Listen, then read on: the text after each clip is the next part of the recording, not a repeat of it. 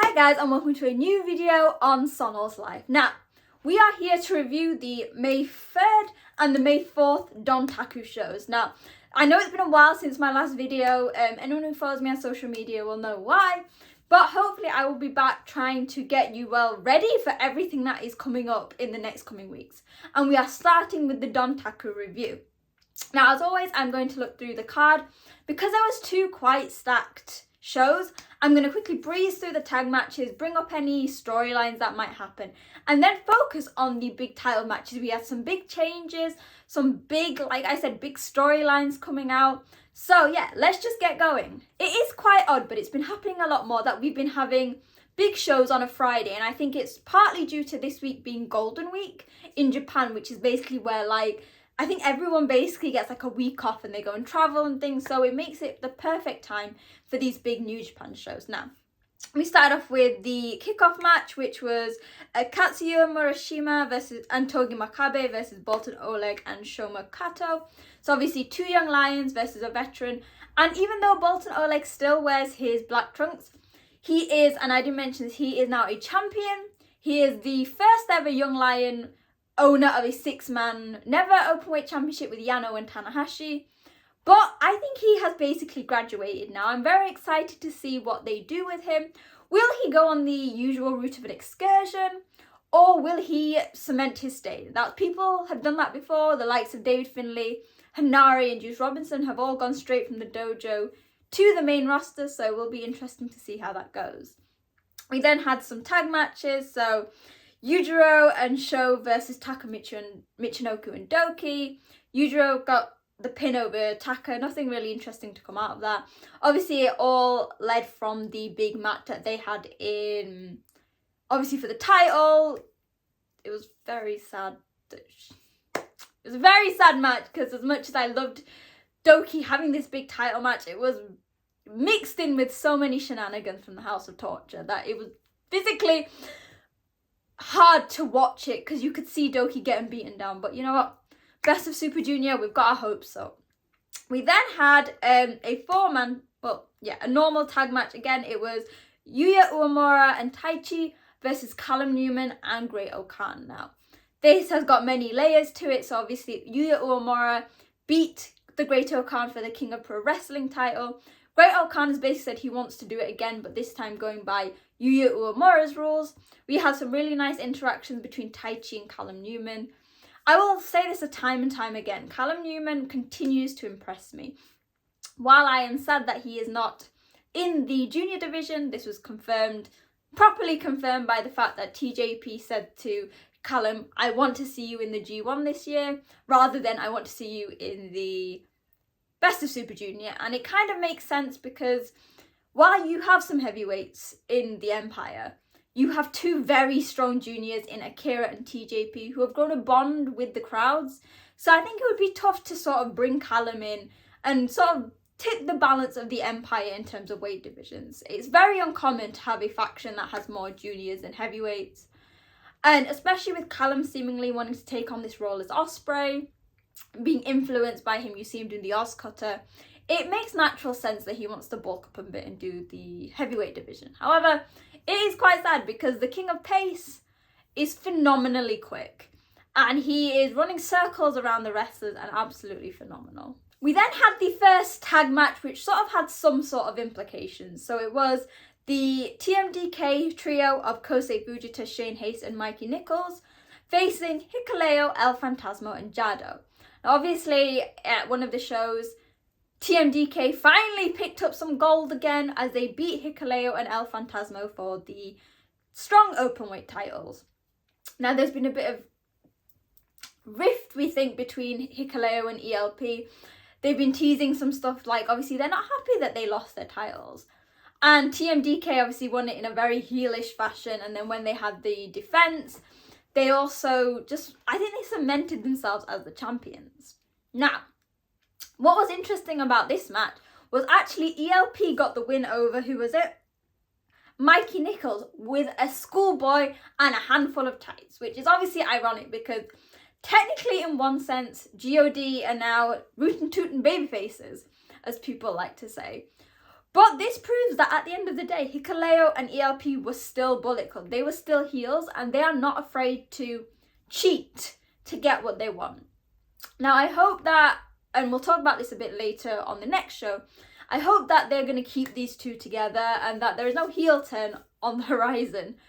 But it will be interesting to see this dynamic because TMDK are a bit like Los Ingobernables de Japón. They're tweeners. People love them, but they are not afraid to cheat, like to roll up, to grab some tights. So it'll be interesting to see what goes forward with this tag title. And like I said, when I talk about the next day, we're going to see how the tag division seems to be quite stagnant, but it will be interesting to see what New Japan do with them going forward, especially as they're not really going to be the focus of anyone. We've got the junior division coming into the focus, so that'll be the junior singles and the tag championships. Never is becoming very important at the moment, and then obviously the main titles. So it'll be interesting to see how the tag division builds up to that, because we have lost some big teams. We lost Dangerous Tekkers a few years ago. We've lost GOD. We don't really seem to be having as many teams coming in now. So it'll be interesting to see what we can do with that, especially, like I said, as we talk about the next day's show. We then had a match teasing the IWGP Heavyweight Tag match. So it was Tiger Mask, Yoshihashi and Hiroki Goto facing Chase Owens, Kenta and Ishimori.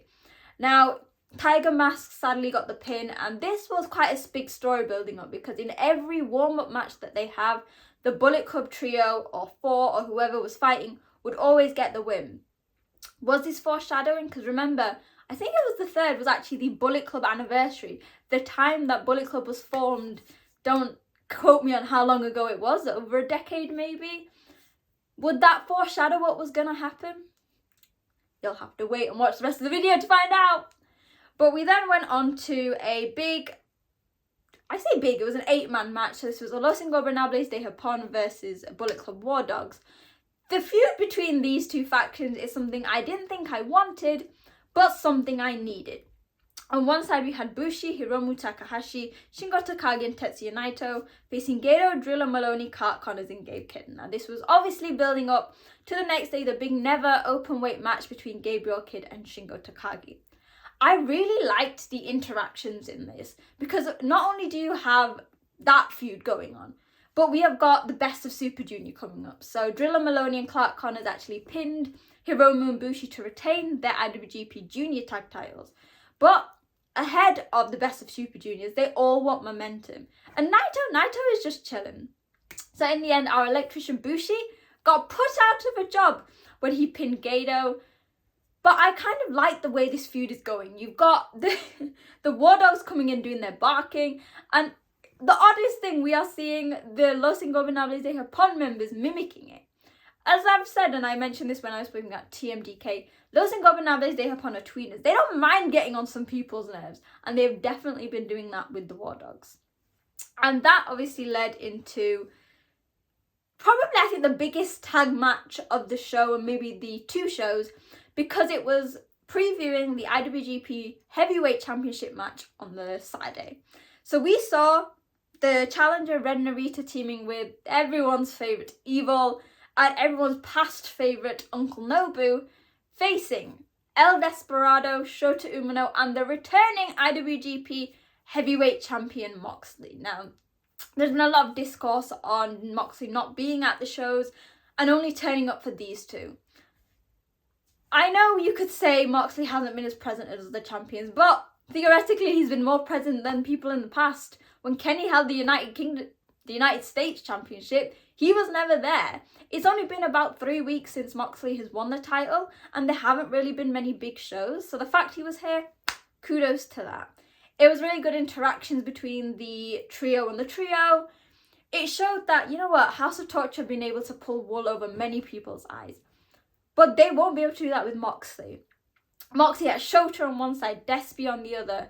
Two men who have got a lot of beef with the House of Torture, whether it is El Desperado with Uncle Nobu and Sho, obviously after losing the title via countout. And then Shota, who has beef with basically everyone. So yeah, it was a really nice match. In the end, Uncle Nobu beat his old partner, El Desperado. And I think that nicely leads into the main event of the next night. But again, I don't want to keep switching, but with New Japan, everything links. Everything from the first show links to the second show, and you kind of got to look at it retrospectively to understand what is going on there. I realised I've been talking for like 10 minutes and we've not even gotten to the main title matches, so we're gonna speed things up a bit.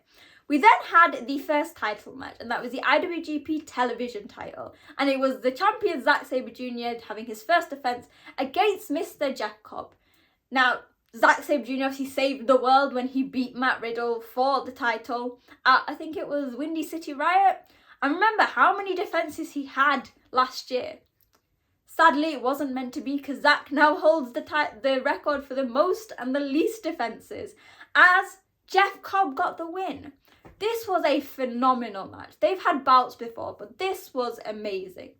We saw Zack have to go high-flying to try and beat the weight, the strength of Cobb. But it actually worked to his detriment, because you could see that Zack's ribs were hurting and he was clutching it in pain. And I want to say that Chris Charlton did a really good job of pushing this narrative forward throughout the match. That Zack was having to claw and fight to do anything to balance and to match Jeff. And Jeff was even going to like the catch wrestling. And at first ELP, who was also on commentary, was like, is this a smart thing to do?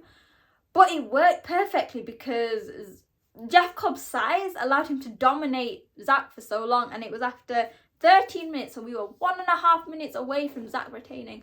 Jeff Cobb got the win, and I think it has been 5 years since Jeff Cobb has won a singles title, and the last one was the never singles reign. So I'm excited to have champion Jeff Cobb. We've been saying it's been far too long, and the television title is perfect for him. We then had a special singles match. It was Yota Tsuji versus David Finlay. This all came about because obviously after he lost his match against Naito, the title match, and then Finlay basically hates everyone. This was a very good semi-main event. I know last time Tsuji had a match that wasn't for a title against Uemura, people had some, like, they weren't very sure about how it was going to go, and it didn't really hit differently. This was the perfect babyface versus heel. Finlay is catching amazing heat. I am really seeing, and you know that I complained about Finlay as the Bullet Club leader. This was coming from a position of love, of someone who has always been a Finlay fan. I'm starting to see him now move away from the cosplay. He is coming into his own, and this win over Yota Tsuji was a big part of that. I was going to say this, and I had this in my mind, but I'm going to bring it up now. There are levels of cheating within Bullet Club. House of Torture is just plain shit. Then you have guys like Gabriel Kidd and David Finlay who will cheat, but they will use their own cheating methods. They won't rely on other people. Finlay used Gato, but really they can have perfectly good matches. And then you have the guys like the War Dogs, Clark Connors and Dan Maloney, who very rarely seem to cheat. They use their power and their swagger to do it. Now this was the same. Finlay wrestled an amazing match. There was moments where Tsuji was on top, the moments that Finlay was on top. But the turning point that helped Finlay win was a bit of a distraction from Gato, a shillelagh hit, and then he managed to get his finisher. Again, with House of Torture, the cheating seems to be so much that you get sick of it. But with Finlay, he uses it at the right opportunity, similarly to the likes of Gato and Kenny Omega and AJ Styles. And this is the branch of Bullet Club that is really intriguing people, and I'm very happy about that. We then had the main event, which was the IWGP Global Champion. So Dolph's Nick Nemeth, I'm as bad as ELP here. Nick Nemeth was facing Hiroshi Tanahashi for his first major defense. Now he has had matches, but he said he wanted his first bout to be against the Ace. And this was an amazing match. It showcased that Nemeth deserves to be in New Japan whenever he can. He managed to realise very quickly that he was the heel in this. And while he was still wrestling phenomenally, and I can't understate how good of a wrestler Nick Nemeth is, but he was playing up the heel when it seemed like Tanahashi was injured on his knee. He was working it, he was tweaking it to get the crowds to be on the side of Tanahashi. Tanahashi is in much better shape. I think this might be the best shape that Tana has been in months, maybe even years. I didn't squint when he ran across the ring. And you could see that he really wanted to put on this amazing match with Nemeth. And he did.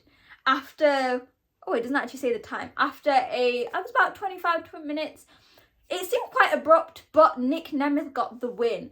And as he stood in the centre ring and he embraced Tanahashi, there is always going to be someone to ruin it. And Finlay came out after his semi-main event win and attacked both the ace and president of the company and Nick Nemeth. And Nick straight there said, you want a shot at this title? We can do it tomorrow. So there was a huge scramble, and that obviously led to the second day. Now, I realise I've been talking like quite a lot, so I'm not going to dwell too much on the tag matches going forward because there's quite a lot going on at the top of the card. So we had, again, a Frontier Zone and a kickoff show with the Young Lions showcasing their talent. I really like these bouts. I know some people miss them, but if you have a chance, go and watch them, because in 10 years when these guys are champions, you'll look and say, I remember watching them in like a 5-10 minute match that wasn't even shown on the live stream. Again, we then had some more tag matches. We had Francesco Akira and Great-O-Khan pinning Doki and Yu Uemura. Again, nice really linking into this rematch between Uemura and Okan. And then the Best of Super Junior, which there will be a preview coming, I promise. We had Zack Sabre Jr. and Kosei Fujita getting the pin over Callum Newman and Jeff Cobb. Now, the big thing is, although Zack got the win, he pinned Callum Newman. So Jeff Cobb is safe. I don't know whether there'll be a rematch, but we'll have to see. We then had a big multi-man match linking into the main event. So it was the House of Torture members facing El Desperado, Shota Umino, El Fantasma and Hikuleo. Thankfully, Shota Umino got the pin over Yujiro, so some things are right in this world. And then, because of the card change, so initially it was meant to be Taichi and Uemura versus Tanahashi and Dolph Ziggler. Nick Nemeth, I need to remember this. I'll never forgive New Japan for not giving me this match, but because obviously we had a change of card and Finlay was facing Nick, we had Taka Michinoku and Taichi getting the loss over 2/3 of the Never Six-Man champions, Tanahashi and Oleg. Again, cementing with Taka getting the pin that Oleg is no longer a young lion who is just there to get the pin. We then had another 8-man tag. I know some people, I saw somebody say you could half these shows and it'd be better. I quite enjoy it. Again, there was another nice match between the War Dogs and Los Ingobernables de Japón. It saw Tetsuya Naito get the pin over Drilla Maloney, which is quite nice because obviously if you watched the other shows when they had the, not gauntlet, but like one-on-one, with the help of Jake Lee, Dan Maloney actually got the pin over Naito. So this was almost like a haha, you could only get the win because you had some help. Again, very nice match.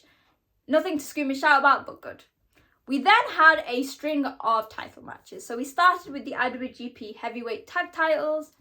It was a fine match. I'm very intrigued more to see what they're doing with the future. So, of these belts. Kenta and Chase Owens had it. Dropped it to Bishamon. On this match, Bishamon again lost with a bit of cheating from Chase Owens and Kenta. But the big storyline coming out of this was at the end of the match, TMDK came out with their strong titles, and then Hikuleo and ELP came out. Are we going to unify it? Are we going to get another four-way match for the titles? We need something fresh because it feels like we are just having the same teams competing. And at this rate, there's even less diversity than the junior tag titles, which has never really been at the top of New Japan's priority list. So that is something to watch out for. Because New Japan, you have so many potential amazing teams. Give us it, please. We then had the Never Openweight Championship match. And for me, I think it might be the match of the 2 days. It was Shingo Takagi, the champion, facing Gabriel Kidd. Now, this match was, I think it went 25 minutes. It had everything and the kitchen sink in there. What I love about Gabriel Kidd is his journey. He has gone through so many ups and downs. And everything that he has gone through was shown in this match. We had some amazing strong style, some craziness outside the ring. But what I love is that throughout this narrative, you could see Gabriel Kidd's flaws coming out. And how, you know what, he's a phenomenal wrestler, but there are some issues. The one moment he could have pinned Shingo, his confidence took over. He lifted him up, and then he obviously had to continue. The next time he got too emotional and started headbutting Shingo, and then that worked to his disadvantage because when he tried to get the pin, he didn't know where he was. Shingo Takagi again did a beautiful thing of, oddly enough, taking a back seat in this match. While he was an amazing wrestler, he really allowed Gabriel Kidd to shine, and he was like, you know what? Even though he retained, this is about showcasing that Gabriel Kidd is a formidable force, and if he hones in all that energy and all that adrenaline, he has the potential to be an amazing champion, especially as he has got a title match against Eddie Kingston coming up at the Resurgence show, which is in exactly a week. I want to say that I've watched Gabriel Kidd for ever since I started becoming a wrestling fan. I was watching him as a babyface in WCPW. I watched him go into the dojo. I even interviewed him when I had a written blog after he had been to the LA dojo. I saw him become a part of New Japan, then join War Dogs. I saw him through the highs and the lows, and I couldn't be prouder, so it made me emotional. We then had the IWGP Global Championship, so obviously Nick Nemeth stuck to his word, and despite having an amazing match against Tanahashi, took on David Finlay as an opponent. This again was a really good match. These two have a really nice chemistry with each other. Nick Nemeth was now the babyface today versus Finlay's heel, and it was just very pure wrestling. Both of them at the core are very strong wrestlers. There was a bit of shenanigans with Gato, but unlike what I'm going to speak about in the next match, it never overtook the match. At the core of it, the heat Finlay was getting was because of his aura. He wanted to beat Nick Nemeth, and he did. He managed to pin Nick Nemeth to become a 2-time global champion. As much as I love Nick, and I think he's the perfect fit for New Japan, I'd love to see him again. It is nice to have this global championship back in New Japan, and I feel like maybe after seeing the discourse with belts not being signed with full-time New Japan wrestlers, this was the right decision, and it will be interesting to see what Finlay does going forward with this match. And I've spoken about 2 very good War Dog matches, 2 Bullet Club members. We now had the big main event, Jon Moxley challenging, Ren Narita challenging Jon Moxley for the IWGP Heavyweight Championship. Even before the bell rang, House of Torture were out. Now, I'm going to say this. It wasn't as bad as some past House of Torture matches. There was one point where they managed to drag out the members. That was with the help of El Desperado, because before the match started, they managed to handcuff Shota Umino, so they had to carry him out. Then we saw people getting involved, so Shon Kanemaru was still there. Then the lights went out and Evil and Dick Togo came out. But Jon Moxley fought adversity and didn't bleed. And this win, so thank God Jon Moxley retained, was really helped by Shota Umino coming back out. And by Kanemaru and Sho getting the crap kicked out of them via Desperado, who came out from behind commentary with the shattered shards of the table that Moxley had thrown Narita into, and he hit them with it and dragged them out of the arena. My problem is, and this is again not a Moxley problem, I'm happy he retained because we get to see Shota versus him at Resurgence. Narita, when there was no shenanigans, was very good in the ring. He was able to be a heel in his own sense, and I really think that New Japan need to take a look in the mirror and say, yes, House of Torture equals shenanigans, but you don't need a match full of that. So I was very happy that Jon Moxley retained, and it means we have that match coming up. So yeah, there were 2 very big shows, some very good matches, some okay matches, and some big questions going forward. Now, like I said, there is some big shows coming up. On Monday, we have the All Together show, so that is Noah, DDT, and New Japan. I don't know whether I'll be able to review that because obviously they've not made it available live in the UK. I will be out later in the week with my Best of Super Junior preview, which starts in, I think, a week. And on that same day, we have the New Japan Resurgence show.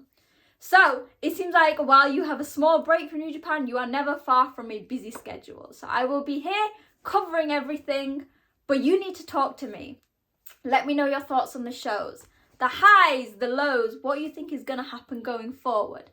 Let me know in the comments. Let me know on social media at wrestling_chat. Remember to hit like, share with your friends, and hit subscribe, because I will be here as much as possible going through some of the biggest shows New Japan has to offer. So yeah, hopefully you guys enjoyed the show. Hopefully you enjoyed the video, and I'll see you guys very soon. Bye!